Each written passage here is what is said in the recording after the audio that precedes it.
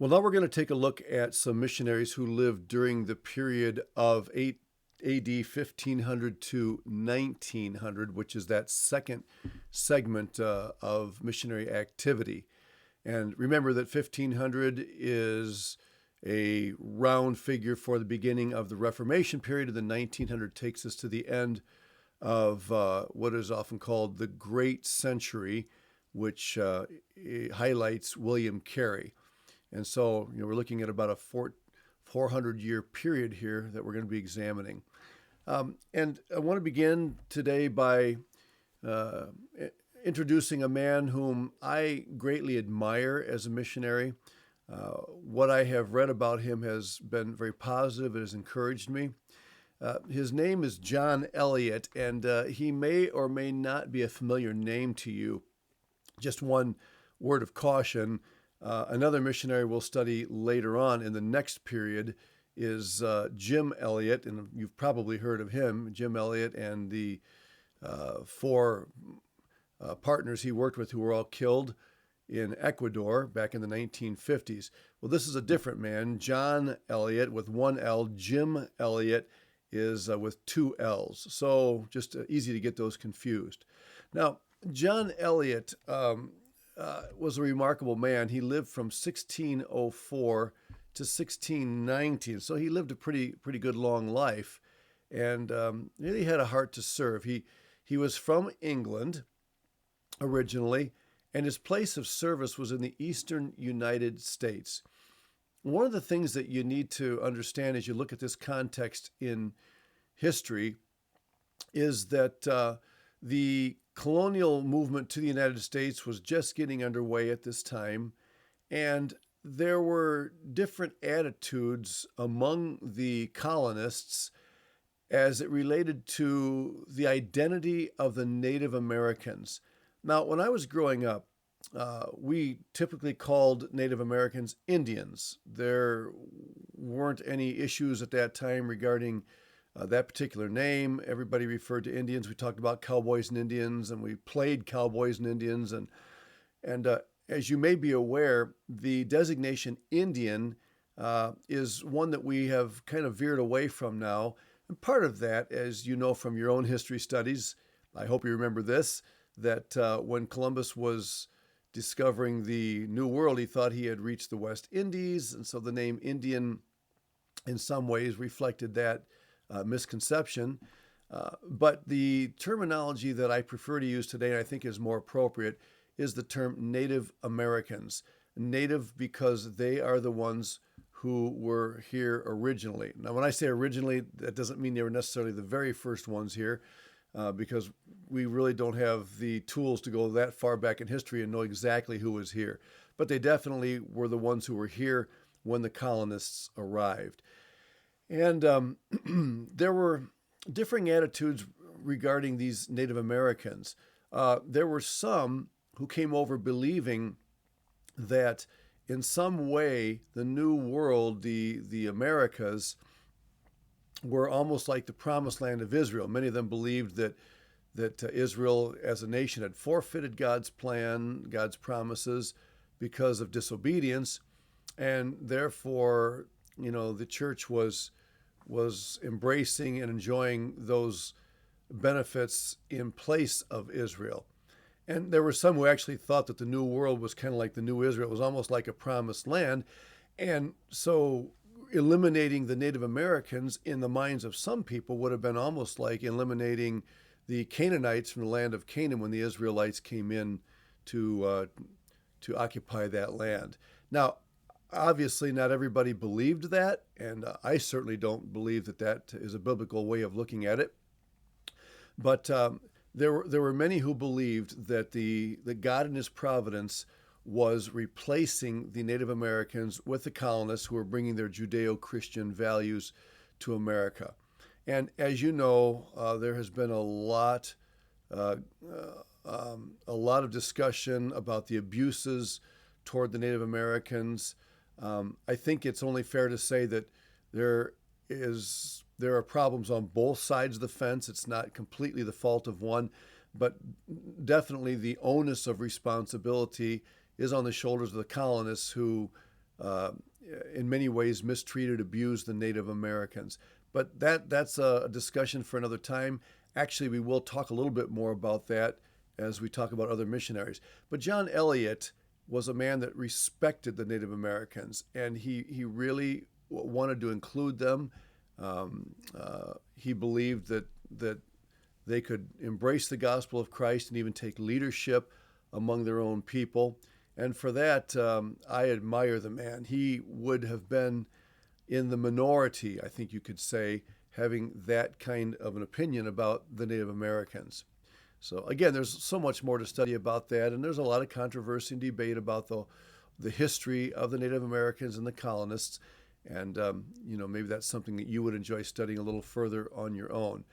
And so that was his ministry, working among the Native Americans. And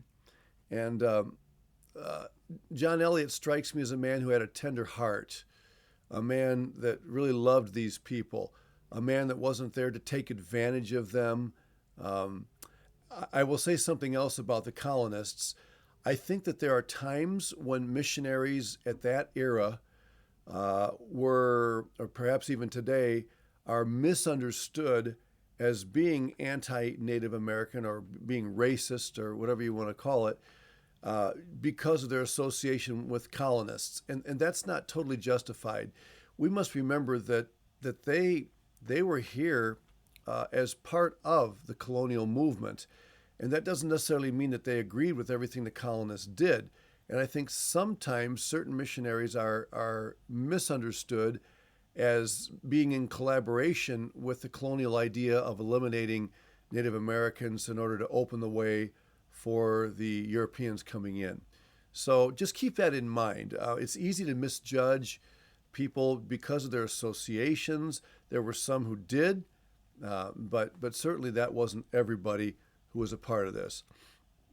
Now, I will say that if there's a weakness in John Eliot's approach to missions, it would be this one, colonialism. But again, let me just stress that colonialism was an attitude that was almost universal among those coming over from Europe.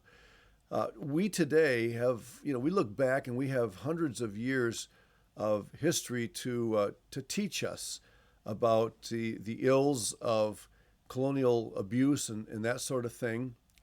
And if you were a Christian living back at that time, and you had been involved in ministry alongside John Eliot and people like him, chances are you would probably have a little bit more of a pro-colonial attitude toward life and ministry.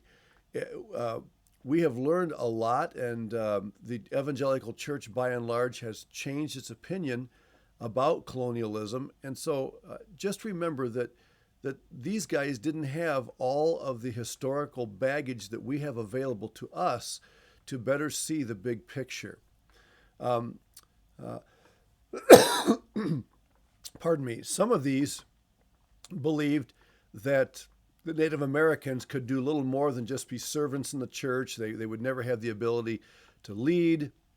The idea of a Native American becoming a pastor was unthinkable for some of the people, or the idea of partnering where the missionary would work alongside the Native American was also considered by some to be absurd. And of course, today, we think quite differently about that. We champion the idea of the natives, whether it's here in America or anywhere else in the world, actually becoming leaders and pastors among their own people.